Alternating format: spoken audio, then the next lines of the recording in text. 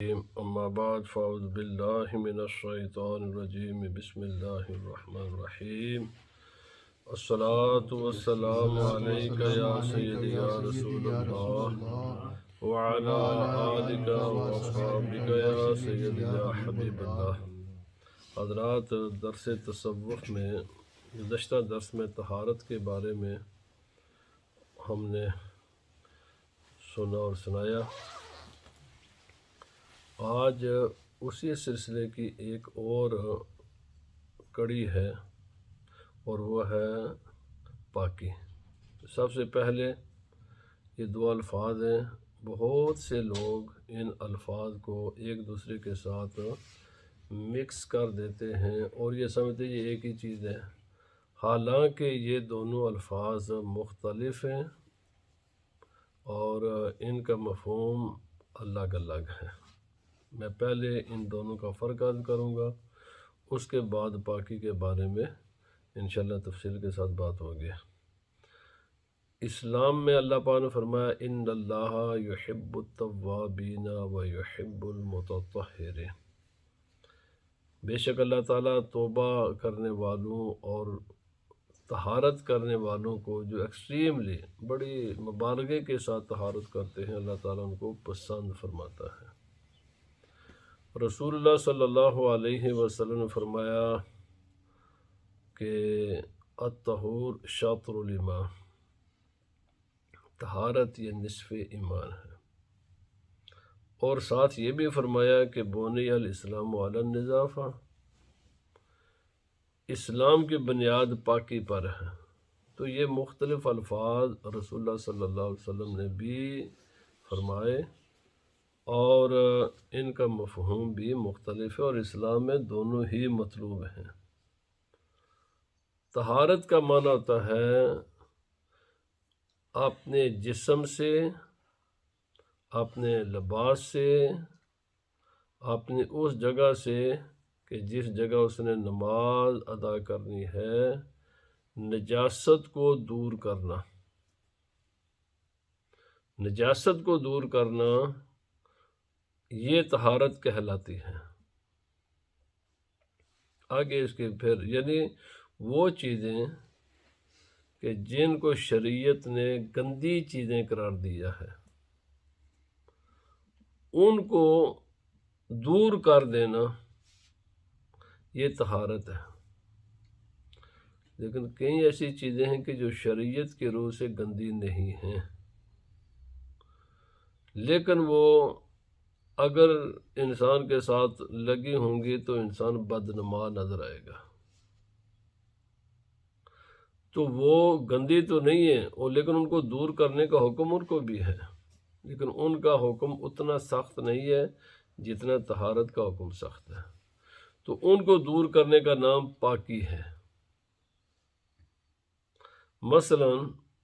مٹی کے داغ دھبے میرے کپڑوں پر لگ گئے، مٹی پاک ہے۔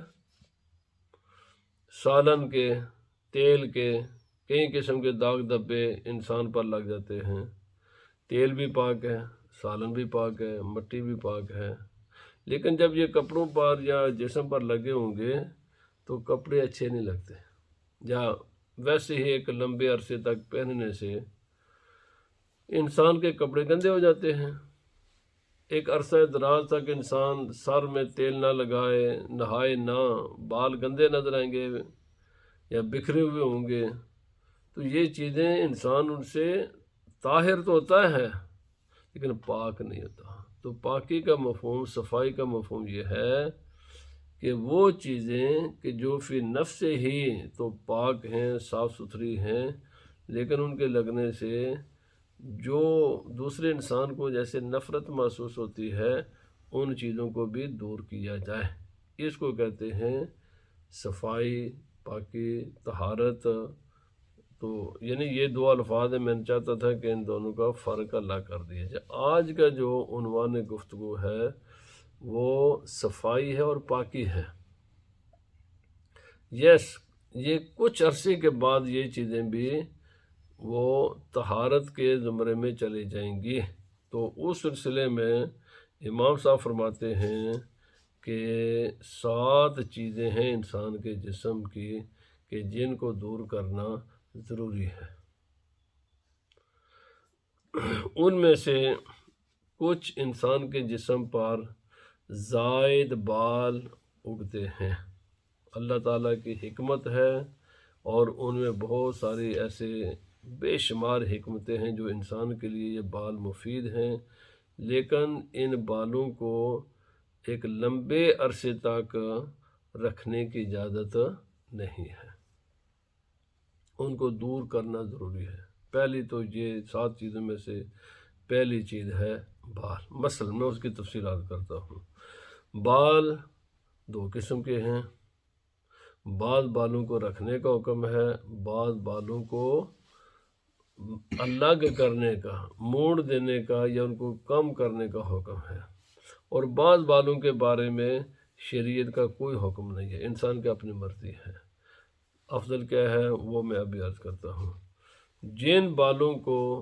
جسم سے الگ کرنے کا حکم ہے وہ ہے زیر ناف بال، ایک جو شرمگاہ کے ارد گرد اگتے ہیں جب انسان بالغ ہوتا ہے، یا زیر بغل، انسان کا بازو جہاں آ کر مونڈے جس کا ان کے ساتھ ملتے اس کے نیچے جو بال ہوتے ہیں یہ بال، یا بچہ جب پیدا ہوتا ہے تو بچے کے سر کے، چاہے وہ بچی ہو یا بچہ ہو، اس کے سر کے جو بال ہیں ان بالوں کو جسم سے الگ کرنا ضروری ہوتا ہے۔ اس کے میکسیمم زیادہ سے زیادہ جو مدت ہے وہ 40 روز ہے۔ کسی کو بھی اجازت نہیں ہے کہ 40 دن گزر جائیں بچے کے علاوہ کہ وہ اگر 40 دن کو بھی اس نے 40 دن کے اندر ان کو اپنے جسم سے الگ نہ کیے تو وہ گنہگار ہوگا، کیونکہ شریعت کا حکم ہے کہ ان بالوں کو اپنے جسم سے الگ کرو۔ افضل صورت کیا ہے؟ ہر ہفتے کے روز، جمعے کا دن افضل دن ہے، جمعے کے روز اپنے جسم کی صفائی کی جائے اور اپنے یہ بال اپنے جسم سے الگ کیے جائیں۔ اب کیسے کیے جائیں؟ ان کی جو شریعت میں ان کی ایک افضل صورت ہے، ایک ان کی جائز صورت ہے۔ جو زیر بغل بال ہیں ان کا اکھیڑنا زیادہ افضل ہے، لیکن کسی بلیڈ کے ساتھ، استرے کے ساتھ، ریزر کے ساتھ ان کو موڑ دینا بھی جائز ہے۔ جو زیر ناف بال ہیں مردوں کے لیے کسی ریزر کے ساتھ مونڈنا زیادہ افضل ہے، اور خواتین کے لیے ان کا اکھیڑنا زیادہ افضل ہے، یا جیسے کہ آج کل ایسی کریمیں ملتی ہیں، ایسے صابن، ایسی چیزیں بہت سی مارکیٹ میں موجود ہیں کہ ان کو استعمال کر کے یہ بال جسم سے الگ کیے جا سکتے ہیں۔ اب وہ بعض لوگ سوال کرتے ہیں کہ آیا مرد بھی کر سکتے ہیں؟ جی مرد بھی کر سکتے ہیں، مردوں عورتوں دونوں کو جائز ہے۔ اور آیا کئی مرتبہ لوگ یہ بھی سوال کرتے ہیں کہ کیا خواتین بھی ریزر استعمال کر سکتے ہیں؟ جی کر سکتی ہیں۔ تو یعنی افضل صورت میں نے بتایا افضل وہ ہے، لیکن اجازت ان سب کی ہے۔ اصل مقصد یہ ہے کہ بالوں کو جسم سے الگ کرنا ہے۔ اسی طرح مرد حضرات کے لیے جو مونچھیں ہیں ان کا پست کرنا اس کا حکم ہے۔ ان کو اتنا بڑھائیں کہ مونچھیں انسان کے منہ میں آنا شروع ہو جائیں، یہ انتہائی مکروہ اور انتہائی ناجائز عمل ہے۔ بعض لوگ اپنی اتنی مونچھیں بڑھا لیتے ہیں کہ منہ میں چلی جاتی ہیں،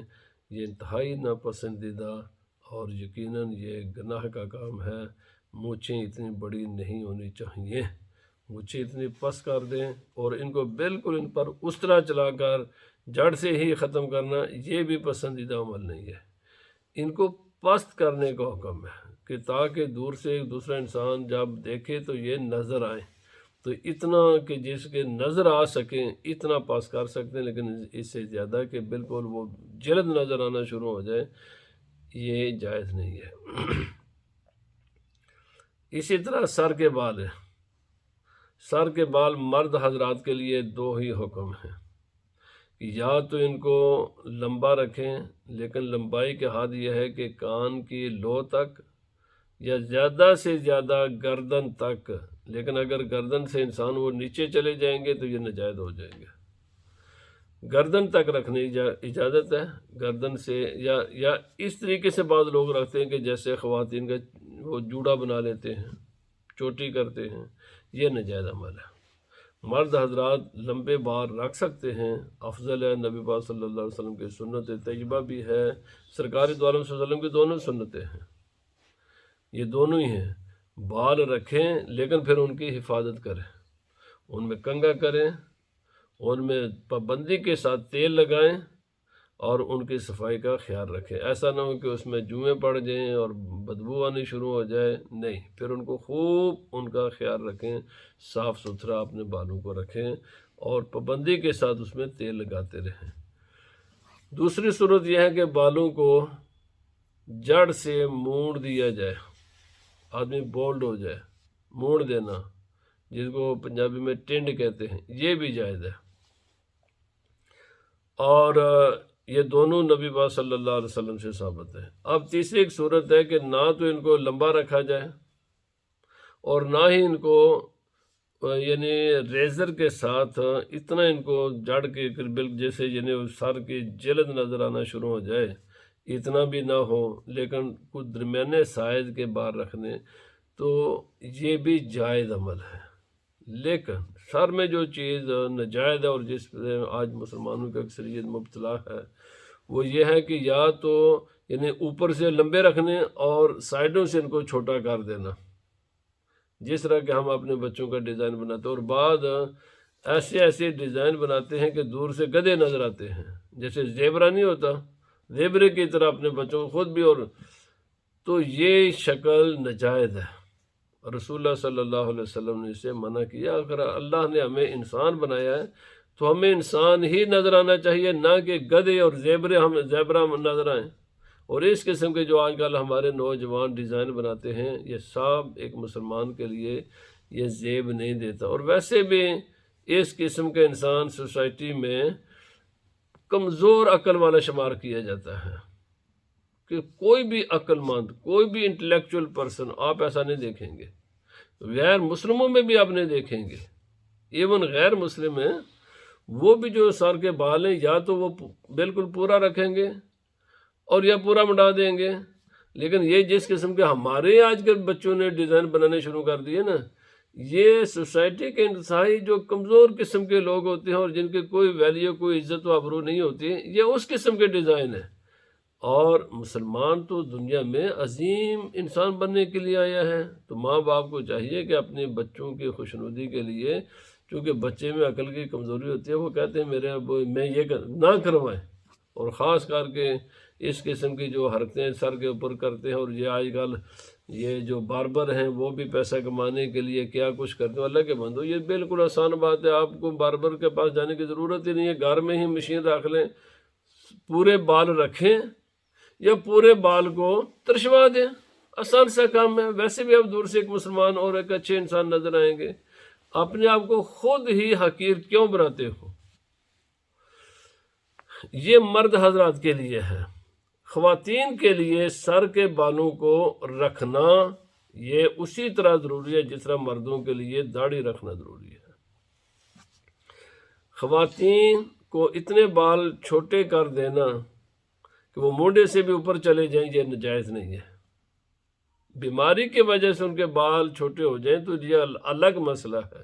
لیکن وہ خود اپنے بالوں کو اتنا چھوٹا کر دیں کہ وہ مونڈے سے بھی اوپر چلے جائیں، یہ ناجائز ہے۔ یہ پھر مردوں کے ساتھ مشابہت ہو جائے گی، اور رسول اللہ صلی اللہ علیہ وسلم نے فرمایا کہ جو عورت مردوں کے ساتھ مشابہت کرے گی اس عورت پر خدا کی لعنت ہے۔ جس طرح عورتوں کے لیے سر کے بالوں کو منڈانا، یس اگر کوئی عذر ہو تو لمبے رہیں لیکن آخر سے کچھ کاٹ دیں تو اس کی اجازت ہے۔ داڑھی رکھنا مسلمان مرد کے لیے ضروری ہے۔ رسول اللہ صلی اللہ علیہ وسلم قرآن پاک میں کئی مقام اس کا ذکر، رسول اللہ صلی اللہ علیہ وسلم کی بے شمار آپ کا عمل بھی یہی ہے، آپ کا قول بھی یہی ہے، اور قول بھی بڑا سخت ہے، امر کے ساتھ یہ الفاظ ہیں، تو داڑھی کا مسلمان مرد کے لیے رکھنا واجب ہے۔ کسی کبھی سستی یا لا علمی کی وجہ سے ایک مرتبہ تو اس کا کٹانا گناہ صغیرہ ہوگا، لیکن مسلسل اس کو منڈانا گناہ کبیرہ ہے، اور اس کو ہلکا سمجھنا، معمولی بات سمجھنا یہ کوئی بات ہی نہیں ہے، کفر ہے۔ اور خصوصاً آج کل جو بعض لوگ داڑھی کا یعنی ایسے، ایک تو داڑھی منڈانا حرام ہے نا، دوسرا یہ ہے کہ اس کے ڈیزائن بناتے ہیں، خاص کر کے ہمارا نوجوان طبقہ، یہ اس قسم کے ڈیزائن یہ اگر یہ معمولی بات سمجھ کر کریں گے تو یہ کفر کے حد تک جرم ہے۔ یس، اگر لا علمی میں ایسا کوئی ہو گیا، بے خبری میں ہو گیا، کوئی سستی میں ہو گیا، گناہ کو گناہ سمجھ کر دیا، تو پھر بھی یہ پھر کفر کی حد تک تو نہیں ہوگا، لیکن پھر بھی یہ گناہ کبیرہ ہوگا۔ یعنی ایک ہے داڑھی کا منڈانا، ایک ہے اس کا ڈیزائن، اس قسم کے فنی ڈیزائن بنانے، یہ فنی ڈیزائن بنانے جیسے یہ عرب والے جو یہ بادشاہ کرتے ہیں، اس قسم کی چیزیں، یہ سب حرام چیزیں ہیں، اسلام کے خلاف ہیں، رسول اللہ صلی اللہ علیہ وسلم کی تعلیم کے خلاف ہیں۔ اس سے مسلمانوں کو بچنا چاہیے، شریعت میں اس کی کوئی گنجائش موجود نہیں ہے۔ اور آج کل بعض ایسے اسکالر بھی، اللہ ان کو ہدایت عطا فرمائے، لوگوں میں ایسی گمراہی پھیلانے کے لیے تعویلیں کرتے ہیں، حالانکہ یہ مسئلہ مختلف ہی نہیں ہے۔ کوئی تمام انبیاء کرام، تمام صحابہ کرام، تمام ائمہ مجتہدین، جتنے بھی اولو العزم، اولیاء اللہ، علماء اسلام، بغیر اس بات کے کہ ہمارے باقی اختلافات موجود ہیں امت مسلمہ میں، لیکن ایک بات پر پوری امت مسلمہ کا عمل ہے، وہ چاہے کوئی بھی مسلک والا ہے، کوئی بھی ہے، آپس میں جتنے بھی اختلافات ہوں گے، لیکن چند باتیں ایسے ہیں کہ جس پر سبھی عمل پیرا ہیں۔ سر کو ڈھانپ کر نماز پڑھنا، یہ سب کے سب سر پر کپڑا رکھ کر نماز پڑھتے ہیں، پاویں کوئی شیعہ ہے، پاویں چاہے کوئی وہابی ہے، چاہے کوئی دیوبندی ہے، چاہے کوئی مودودی ہے، چاہے کوئی اہل سنت و جماعت کا ہے، چاہے کوئی کسی بھی فرقے سے، آپ کسی بھی ذمہ دار آدمی کو ننگے سر نماز پڑھتے ہوئے نہیں دیکھیں گے۔ دوسرا، کوئی بھی آپ ان کا کسی بھی فرقے کا ذمہ دار آدمی بغیر داڑھی کے آپ کو نظر نہیں آئے گا۔ یہ آج کل کے سیکولر قسم کے لوگ جو دین کا حلیہ بگاڑنا چاہتے ہیں، وہ اس قسم کی شکلیں بنا کر اور بس میڈیا کے ذریعے اپنے آپ کو سکالر بن کر مسلط ہو کر اسلام کا حلیہ یعنی خراب کرنا چاہتے ہیں۔ یہ بس ان لوگوں کی نفسانی خواہشات ہے، ورنہ داڑھی یہ شریعت کا ایک ایسا حکم ہے کہ جس پر تمام رسول اللہ صلی اللہ علیہ وسلم سے لے کر آج تک جتنے بھی باخبر لوگ ہیں دین سے، سب داڑھی رکھتے ہیں۔ اور یہ جب سے یہ مغربی تہذیب نے غلبہ پایا تو ہمارے مسلمان بھی اسی کی رو میں بہہ گئے اور اس بات کی پرواہ نہیں کی، اور حتیٰ کہ اب تو میں نے ابھی عرض کیا تھا، اب تو اس کا مذاق اڑانا شروع کر دیا، ڈیزائن بنا کر، شکلیں تو خدا نے ان کے انسانوں جیسی بنائی، لیکن اب وہ اپنے آپ کو گدھوں کی طرح یعنی ظاہر کرنا چاہتے ہیں۔ اللہ کے بندو، داڑھی اگر کوئی منڈاتا بھی ہے تو دل میں انتہا درجے کی نفرت کرے، تب جان چھوٹے گی۔ اگر نفرت نہیں کرتا تو اس کا من اس میں گناہ کو جائز، حرام چیز کو حلال سمجھنا کفر ہے، انتہائی سخت مسئلہ یہ۔ ہاں، اگر جب تک گناہ کو گناہ سمجھ کر کرتا رہے گا، نجائز کام کو نجائز سمجھ کر کرے گا، گنہگار رہے گا، دائرہ اسلام میں رہے گا، لیکن اگر اس نجائز کام کو جائز سمجھ کر کرے گا تو کفر ہے، کیونکہ یہ وہ چیزیں ہیں جو اتنی لائٹ نہیں ان کو لینا چاہیے۔ اور رسول اللہ صلی اللہ علیہ وسلم نے فرمایا، بھائی یہ داڑھی کیوں منڈاتے ہو؟ عورتوں کی طرح اپنی شکل بنانے کے لیے یا نوجوان بننے کے لیے؟ عورتوں کی طرح شکل بنانا، نبی پاک صلی اللہ علیہ وسلم نے لعنت بھیجی ہے اس مرد پر جو اپنی شکل و شباہت عورتوں کی طرح بنائے، اور اس عورت پر جو اپنی شکل و شباہت مردوں کی طرح بنائے۔ نوجوانوں کی طرح بننا چاہتے ہو؟ بھائی یہ بھی دھوکہ ہے، اسی طرح اسی ضمن میں آتا ہے جن لوگوں کی داڑھی ہے اور وہ کالا رنگ کرتے ہیں خضاب، اگرچہ یہ مسئلہ مختلف ہی ہے، لیکن غالب جمہور کا یہی نظریہ ہے، جس کی بہت مضبوط احادیث جس کی تائید کرتی ہیں جس نظریے کی، کہ کالا رنگ کا خضاب رنگ کرنا یہ بھی اگر حرام نہیں ہے تو مکروہ تحریمی ضرور ہے۔ ہاں، مہندی لگائیں اور کسی براؤن کلر کا خضاب ہو جائے یا کسی دوسرے رنگ کا، وہ جائز ہے، لیکن کالے رنگ کی ممانعت ہے حدیث پاک میں، اور صحیح احادیث میں اس کی ممانعت ہے۔ جو کچھ منقول ہے امت کے جو معتمد علیہ علماء سے، بھائی وہ ان کی ضرورت ہوگی، چونکہ اس کی کچھ جواز کی صورتیں بھی موجود ہیں، تو اس کو ایک عام حکم نہیں قرار دیا جا سکتا، وہ اس پر محمول کیا جائے گا۔ مثلا مجاہد ہے، مجاہد کے لیے اجازت ہے، چونکہ اس نے کافر کا مقابلہ کرنا ہے، کافر اس کو اگر بوڑھا سمجھ کر تو دلیر ہو جائے گا۔ اسی طرح اگر کسی کی بیوی کا مطالبہ ہے کہ بھائی تیرے تو بال ہی سارے سفید ہے اور میں تو دیکھنا چاہتی ہوں تجھے جوان، اگر ایسا نہیں کرو گے تو میں تو نہیں تیرے گھر نہیں بسوں گی، اس حد تک اگر کوئی کسی کی بیوی کسی کو مجبور کر دیتی ہے اور وہ اپنے گھر کو آباد رکھنے کے لیے اگر کوئی ایسا عمل کرتا ہے تو اس کی اجازت بھی ہے، لیکن اگر ایسی صورت نہیں ہے، خود بخود ہی یہ کام کر رہا ہے، تو پھر ایسے عمل سے بچنا چاہیے۔ بالوں کے مسئلے میں اسی طرح جو بچہ ہے، جب بچہ 7 دن کا ہو جائے تو 2 کام کرنے اس کے لیے، ایک ہے مرد یعنی بچہ میل ہے تو اس کے سر کے بال ترشوائے جائے، یہ شریعت کا حکم ہے، اور اس کا کوئی خوبصورت نام رکھا جائے، بہترین نام ہے اللہ رب العزت کا اسم ذات اور یا اللہ تعالیٰ کے اسماء صفات، ان میں سے کسی کے ساتھ، لیکن اس کے پہلے عبد لگانا ضروری ہے، عبداللہ، عبد الحکیم، عبد العزیز، عبد القدوس، عبد الجبار، اس کے جو نام، یہ افضل ترین نام ہے، عبد الرحمن، یا انبیاء کرام کے ناموں پر نام رکھے جائیں یا صحابہ کرام کے ناموں پر نام رکھے جائیں اور اس کا ختنہ کیا جائے، لیکن وہ 7 دن کی ضرورت نہیں ہے، اگر کریں تو بہت افضل اعلیٰ ہے۔ بہرحال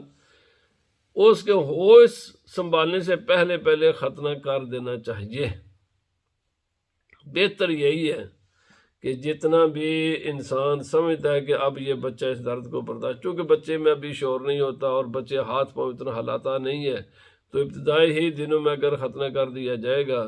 تو ایک تو وہ ہیلنگ جلدی ہو جائے گی، اور دوسرا بچے کے ابھی چونکہ وہ ہاتھ پاؤں اتنا ہلاتا نہیں ہے تو اس کے لیے ماں باپ کے لیے بھی اس میں آسانی رہتی ہے، لیکن بہرحال بچے کا ختنہ کرانا یہ ماں باپ کی ذمہ داری ہے۔ بالوں کے مسئلے میں یہ مسائل اب ہیں۔ ناخن، یہ بھی شریعت کا حکم ہے کہ ناخنوں کو، اچھا یہ داڑھی کے مسئلے میں تھوڑے سے میں عرض کر دوں کہ داڑھی ہے 1 مشت، یہ واجب ہے، لیکن اگر اس کو لمبا 1 مشت سے ہو جائے اس کی اجازت ہے، لیکن اتنی لمبی رکھنا کہ جس سے انسان بدصورت نظر آئے تو وہ پھر مکروہ ہو جائے گی۔ ہاں، اگر لمبی داڑھی ہے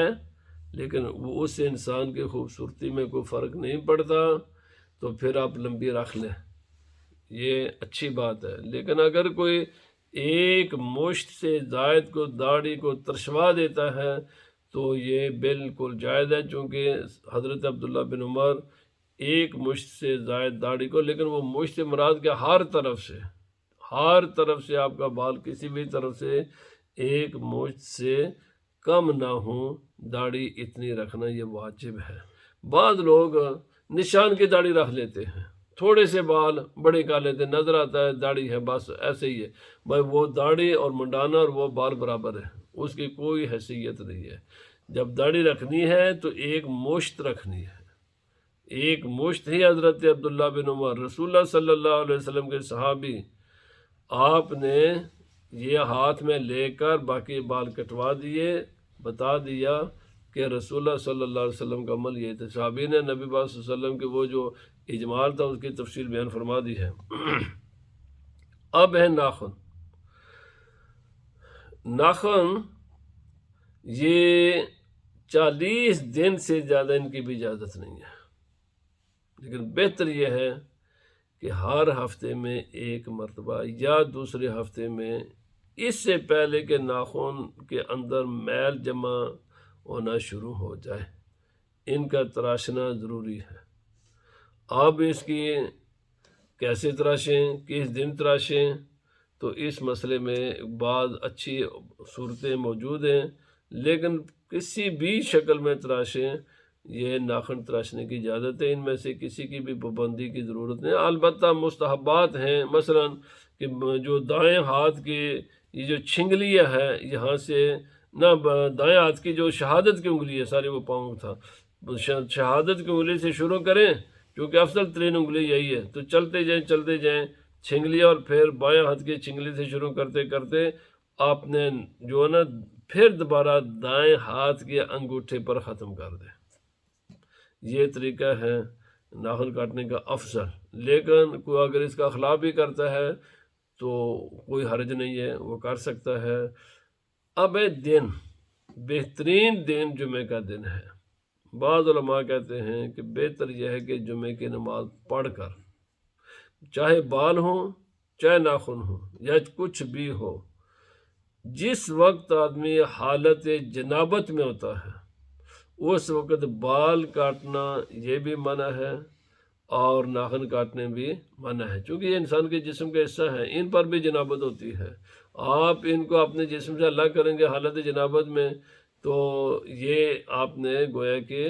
غلط کام کیا ہے۔ تو بہتر یہ ہے کہ اگر کوئی حالت جنابت میں ہو تو جسم کا کوئی بھی حصہ اس کو جسم سے الگ نہ کریں، تا وقتے کہ پہلے آپ غسل کر کے حالت جنابت سے باہر نکلیں۔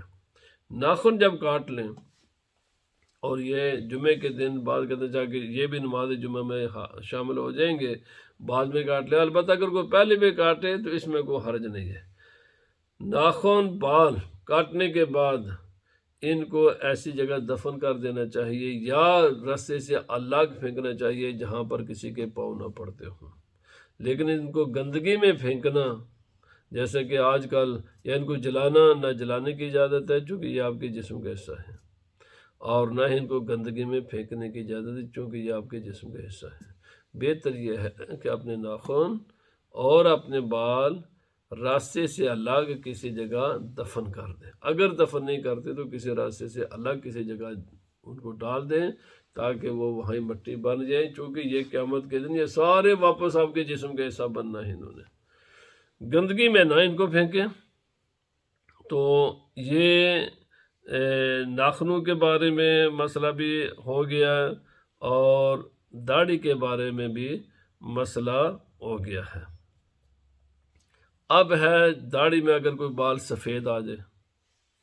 بعض لوگ ان کو کھیڑتے ہیں، تو ان بالوں کو اکھیڑنا منع ہے۔ فرمایا بعض ایسے فرشتے ہیں جن کی تسبیح یہ ہے، سبحان من زین الرجال باللحا والنساء بالزوائب۔ فرشتے ان آدمیوں کے لیے اللہ کی بارگاہ میں تسبیح کرتے ہیں، اور ظاہر بات ہے کہ اس تسبیح کے نتیجے میں ان پر اللہ کی رحمتیں بھی نازل ہوتی ہوں گی، کہ جو اللہ پاک ہے وہ ذات جس نے مردوں کے لیے داڑھی کو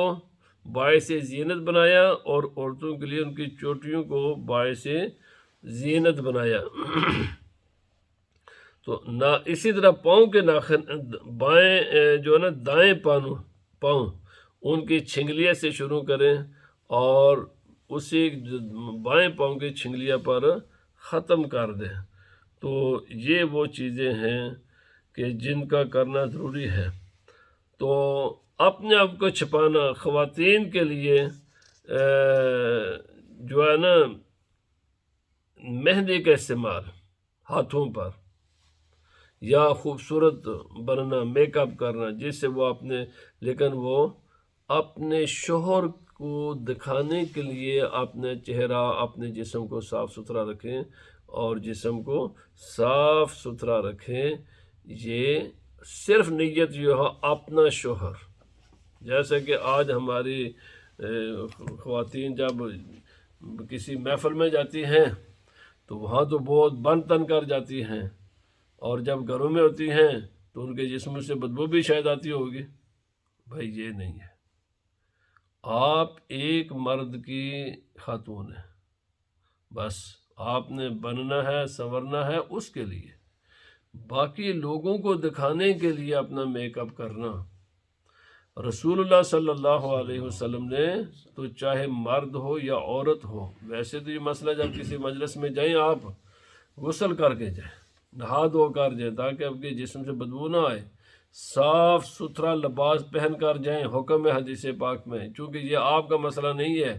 یہ اگلے کا حق ہے کہ جس محفل میں آپ جا رہے ہیں وہاں لوگ آپ کو دیکھیں تو آپ خوبصورت نظر آئیں، لیکن آپ اس کو نبی پاک صلی اللہ علیہ وسلم کا حکم، شریعت کا حکم، اسلام کا حکم سمجھ کر کریں۔ لوگوں کو اپنے آپ کو دکھانے کے نیت سے کریں گے تو نبی صلی اللہ علیہ وسلم نے لباس صاف ستھرا لباس پہننے سے بھی منع فرمایا ہے، اس نیت کے ساتھ کہ لوگ دیکھیں گے کتنا خوبصورت لباس اس نے پہنا ہوا ہے۔ جب عام سادہ لباس لوگوں کو دکھانے کے لیے پہننے کی اجازت نہیں، اور اس چیز نے ہمارے سوسائٹی میں اتنی خرابی پیدا کی، اس قدر خرابیاں پیدا کی ہیں کہ جس کو بیان کرنا اس کے لمبا وقت چاہیے، کہ جو کچھ ہم کرتے ہیں دوسرے انسانوں کے لیے کرتے ہیں، اور خاص کر کے خواتین جتنا میک اپ جس قدر وہ اپنے کو بناتی سنوارتی ہیں دوسروں کو دکھانے کے لیے، یہ حرام ہے، بالکل منع ہے۔ خواتین میک اپ کر سکتی ہیں، اپنے آپ کو بنائیں سنواریں، خوشبو لگائیں، مردوں کو بھی خوشبو لگانی چاہیے لیکن اپنے شوہر کے لیے، رسول اللہ صلی اللہ علیہ وسلم کی سنت پر عمل کرنے کے لیے۔ لوگوں نبی صلی اللہ علیہ وسلم نے ایسی عورتوں پر لعنت کی ہے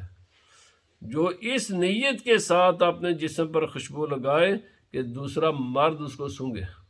یعنی گزرنے جب وہ کسی مرد کے قریب سے گزرے اور اس کی خوشبو اس دوسرے مرد تک پہنچے۔ جب عورت کے جسم کی خوشبو دوسرے مرد تک جانے کی اجازت نہیں ہے اور اس نیت کے ساتھ خوشبو لگانے کی ممانعت ہے،